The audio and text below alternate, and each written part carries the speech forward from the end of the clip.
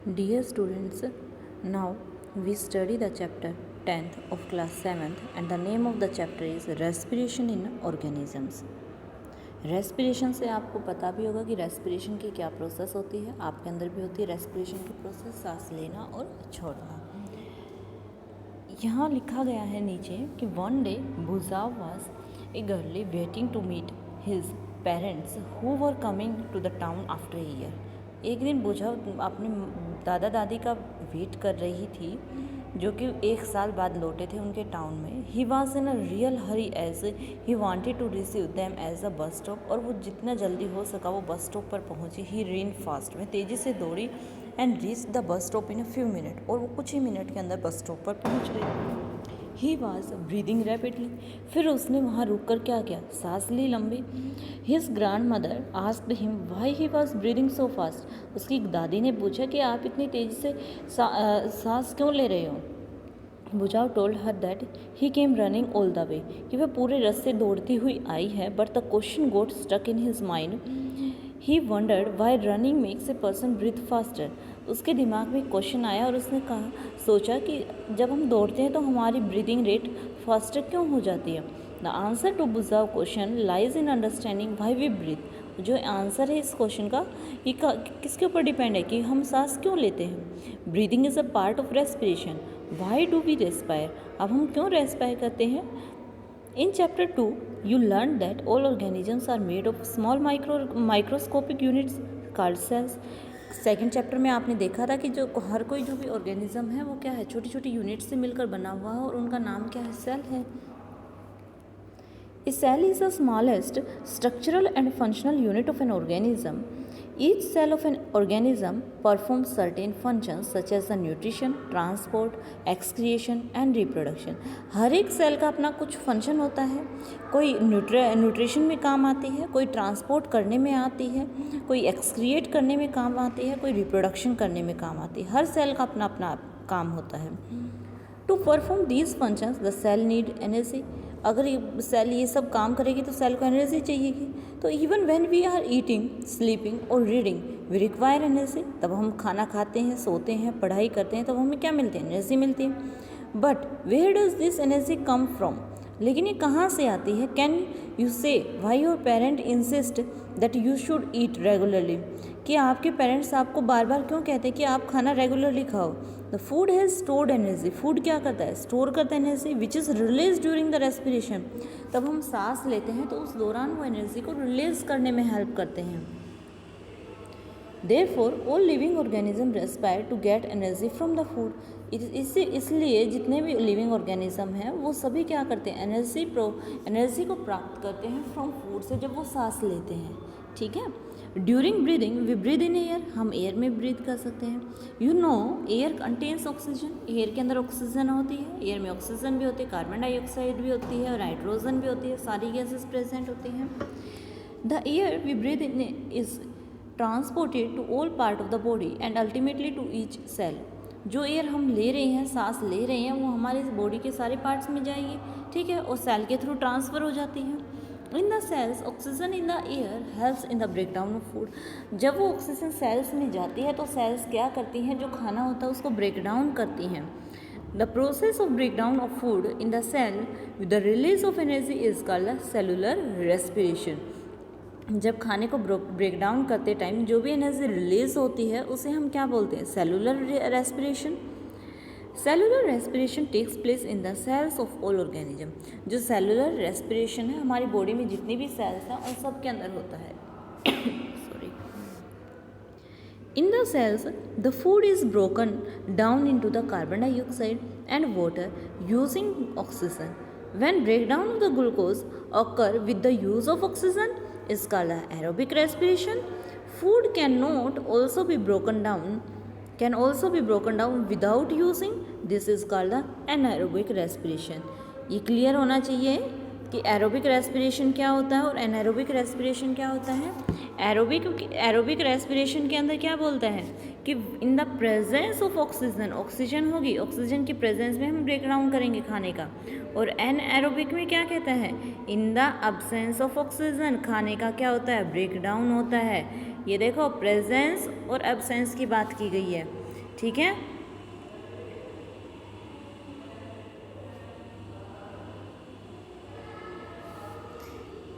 नीचे है जैसे ग्लूकोज को हम ऑक्सीजन की प्रेजेंस में क्या क्या प्रोडक्ट मिलेंगे, हमें कार्बन डाइऑक्साइड एंड वाटर, और नीचे लिखा गया है एनाएरोबिक में अगर glucose in the absence of oxygen तो हमें प्रोडक्ट क्या मिलेंगे, अल्कोहल प्लस कार्बन डाइऑक्साइड और एनर्जी। दोनों में क्या डिफरेंस है, कार्बन डाइऑक्साइड एनर्जी उसमें भी मिल रहा था, इसमें भी मिल रहा है, लेकिन वो वाटर है और यहाँ क्या है, अल्कोहल है।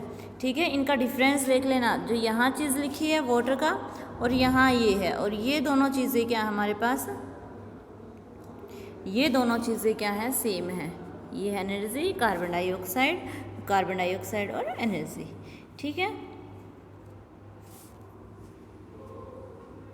नेक्स्ट है yeasts are single celled organism, they respire anaerobically and during this process yield alcohol। yeast भी क्या होती हैं, सिंगल सेल्ड ऑर्गेनिज्म, मतलब उनमें एक ही तरह की सेल होती हैं पूरे yeast में। they respire anaerobically, ये भी anaerobically रेस्पायर करती है, मतलब in the absence of oxygen, और प्रोसेस में क्या प्रोड्यूस होगा, alcohol. They are therefore use to make the wine and beer, इसलिए इनका हम कहाँ यूज़ करते हैं, वाइन और बियर बनाने के लिए। ठीक है, और muscles cells can also respire anaerobically, जितनी भी हमारी मसल सेल्स है वो भी क्या करती हैं, एनारोबिकली रेस्पायर करती हैं, but only for a short time when there is a temporary deficiency of oxygen. अगर जब हमारी बॉडी में कमी हो जाती है तब ये काम करती हैं हमारी मसल्स। ड्यूरिंग हैवी एक्सरसाइज, सब हैवी एक्सरसाइज करते, रनिंग करते हैं, साइकिलिंग, वॉकिंग, मैनी आवर्स और हैवी वेट लिफ्टिंग करते हैं, तो the demand for energy is high, जो एनर्जी की डिमांड होगी फिर जब हमें ज़्यादा चाहिए, but the supply of oxygen to produce energy is limited, लेकिन जो सप्लाई ऑक्सीजन की प्रोड्यूस होगी वो एक लिमिटेड होगी। Then anaerobic respiration takes place in muscle cells to fulfil the demand of energy, और नीचे लिखा गया है ग्लूकोज है, lactic acid produce plus energy produce करेगा। ठीक है, इधर देखो अब, have you ever wondered why you get muscles cramps after heavy exercise? The cramps occur when muscle cells respire anaerobically। Cramps क्या होती है, ये मसल्स उठी हुई हो जाती हैं। ठीक है, इसका मतलब ये क्या है, क्योंकि वहाँ पर किसकी नीड है, ऑक्सीजन की नीड है, और वो कहाँ से मिलती है, एनारोबिक प्रोसेस से। The partial breakdown of glucose produces lactic acid. Partial breakdown glucose मतलब क्या है, एक कोई चीज़ पूरी तरह से टूट जाती है और एक क्या है, मिडल स्टेज वाली, पूरी तरह से नहीं टूटती है, पार्शियली ब्रेकडाउन होता है वहाँ पर ग्लूकोज का, और जो लैक्टिक एसिड प्रोड्यूस करती है। The accumulation of the lactic acid causes the muscle cramp, और जब जितना ज़्यादा लैक्टिक एसिड प्रोड्यूस होगा उतने ही ज़्यादा हमारी मसल्स क्रैम्प्स हो जाएंगे। We get relief from cramps after a hot water bath or a massage। अगर हम एक्सरसाइज करने के बाद हॉट वाटर बाथ से क्या कर ले, नहा लेते हैं या मसाज करते हैं तो उससे हमें रिलीफ मिलता है। Can you guess why it is so, ऐसा क्यों होता है? हॉट वाटर बाथ और massage improve circulation of blood, क्योंकि सर्कुलेशन होगा ब्लड का, सर्कुलेशन होगा ब्लड का तो हमारी क्या होगी, एनर्जी मिलती है हमें। The supply of oxygen to the muscle cells increases, ऐसा करने से क्या होगी, ऑक्सीजन की सप्लाई इंक्रीज होगी, and the increase in the supply of oxygen result in the complete breakdown of lactic acid into the carbon dioxide. और जब supply increase होगी तो क्या होगा, कंप्लीट ब्रेकडाउन होगा लैक्टिक एसिड का और कार्बन डाइऑक्साइड एंड वाटर का। ठीक है, नेक्स्ट है ब्रीदिंग। ब्रीदिंग में क्या लिखा गया, close your nostril and mouth tightly and look at watch. आप अपने नोस्ट्रिल को, नोज़ को और माउथ को टाइटली क्लोज करो।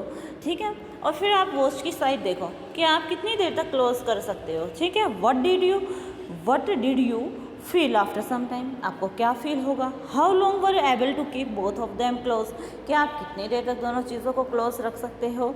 Note down the time for which you could hold your breath, आपको नोट डाउन करना है time. So now you know that you can not survive for long without breathing, कि आप ज़्यादा देर तक नहीं रह सकते नाक बंद करके। Breathing means taking in air rich in oxygen and giving out air rich in carbon dioxide. हम कौन से ऑक्सीजन लेते हैं, कौन सी गैस लेते हैं, ऑक्सीजन लेते हैं, और छोड़ते कौन सी गैस है, carbon dioxide. The taking in of air rich in oxygen into the blood into the body is called inhalation. जो हम ऑक्सीजन अंदर की साइड लेते हैं उन्हें इनहेलेशन बोलते हैं, और कार्बन डाइऑक्साइड बाहर की साइड छोड़ते हैं उसे एक्सहेलेशन बोलते हैं। It is a continuous process which goes on all the time and throughout the life of an organism. अब टर्म आती है ब्रीदिंग रेट। ब्रीदिंग रेट क्या होती है? The number of times a person breathes in a minute. एक minute के अंदर कोई भी पर्सन कितनी बार क्या करता है, ब्रीथ करता है, उसे हम क्या बोलते हैं? ब्रीदिंग रेट बोलते हैं। During the breathing inhalation and exhalation takes place alternatively. A breath means 1 inhalation plus 1 exhalation. जैसे एक कर रही है ऐसे आप भी करके देख सकते हो, आपको पता चल जाएगा। अब देखो एक्टिविटी 10.2 में क्या लिखा गया है। Generally we are not aware that we are breathing, however if you try you can count your rate of breathing. Breathe in and out normally. Find out how many times you breathe in and breathe out. आप ये करके देख सकते हो, आपको पता भी चल जाएगा, ठीक है, कितनी बार आपने ब्रीद किया और कितनी बार नहीं किया। एक टेबल बना रखी है कि name of the classmate normal है, breathing rate after a brisk walk of 10 minute की लगती आपने 10 मिनट तक वॉक की है, उसके बाद कैसी आपकी ब्रीदिंग रेट है, और after running fast 100 metre and at rest पे आपको ये सारे ब्रीदिंग रेट लिखनी है। ऑन एन एवरेज एक जनरल सा ट्रेंड बता दिया। An adult human being at rest breathes in and out 15 to 18 times in a minute. एक मिनट के अंदर कोई भी एवरेज बताएगा कि किसी अडल्ट ह्यूमन की रेस्ट के टाइम पर ब्रीदिंग रेट होती है 15 to 18 times in a minute, और हैवी एक्सरसाइज के टाइम पर होती है 25 टाइम्स पर minute. While we exercise, not only do breathe fast, we also take deep breaths and thus inhale more oxygen, और इस वजह से हम ज़्यादा ऑक्सीजन वहाँ पर ले पाते हैं। आप देखो नीचे जैसे 10.3 एक्टिविटी है, इसमें कहता है कि इसमें बहुत सारी एक्टिविटीज़ दिखा रखी हैं। By person doing normal, ladies कुछ काम कर रही है, एक पर्सन लेटा हुआ भी है, सो रहा है, कोई रीडिंग कर रहा है, कोई कुछ काम कर रहा है, कोई दौड़ रहा है, ठीक है। पहले wants to know why we yawn when we are sleepy और ड्राउजी। हम यॉनिंग क्यों करते हैं, हम जम्भाई क्यों लेते हैं तब हम सोते हैं। Can you say in which activity the rate of breathing will be slowest and in which it will be fastest. क्या आप ये बता सकते हो कि इस दौरान हमारी जो ब्रीदिंग रेट स्लो होगी या फास्ट होगी? आप बताना है, ये सोच कर करके देखना, आपको पता भी चल जाएगा। हाउ डू वी ब्रीद, हम कैसे ब्रीद करते हैं। Let us now learn about the mechanism of breathing. Normally we take in air through our nostril, हम अपनी नोस्ट्रिल से एयर ले जाते हैं। It passes through our nostril into the nasal cavity, nasal cavity से pass होती है। अभी मैं फिगर दिखाती हूँ, जैसे फिगर दिखा रखा है, नेसल पैसेज दिखा रखा है आपको, ओरल कैविटी भी दिखा रखा है, डायफ्राम दिखा रखा है, फेरेंक्स दिखा रखा है, ट्रैकिया, लंग्स और रिब्स। एक बार जनरल सा इसको जल्दी से देखो क्या चीज़ कहाँ है। मैं अभी बताती हूँ हर एक पार्ट के बारे में। पहले एयर जाएगी नेसल कैविटी से नोज़ के थ्रू, फिर वो लंग्स तक पहुँच जाती है थ्रू द माइंड पाइप, ठीक है। Lungs are present in the chest cavity, lungs कहाँ प्रेजेंट है? चेस्ट कैविटी में। This cavity is surrounded by ribs on the side. जो ये कैविटी है किससे सराउंडेड है? रिब्स से सराउंडेड है साइड से। A large muscular sheet called the diaphragm, एक बड़ी सी चौड़ी सी मस्कुलर शीट होती है, उसे क्या बताया गया है? Diaphragm forms the floor of the chest cavity, जो कि क्या बनाती है? फ्लोर रेडी कर देती चेस्ट कैविटी के लिए, जो कि आपको डायग्राम में भी दिखाया गया है। Breathing involves the movement of diaphragm and the rib cage. Breathing में किस की मूवमेंट इन्वॉल्व है? डायफ्राम की और रिब केज की। During inhalation ribs moves up, हम सांस लेंगे तो हमारी रिब्स क्या होंगे? अप की तरफ, बाहर की तरफ निकल कर आती हैं, और डायफ्राम हमारा अंदर की तरफ जाता है। ऐसे ही अगर हम सांस बाहर निकालेंगे तो रिब्स अंदर की तरफ और डायफ्राम बाहर की साइड आता है, ठीक है। तो ये होल प्रोसेस इसमें दिखा रखी है, और ये आपको जो डायग्राम बता रखा है यही डायग्राम है, इसको अच्छे से करना है। Smoking damages lungs, smoking lungs को डैमेज कर देती है। Smoking is also linked to cancer, it must be avoided. आपको अच्छे से पता भी है ये सब। अब जैसे देखो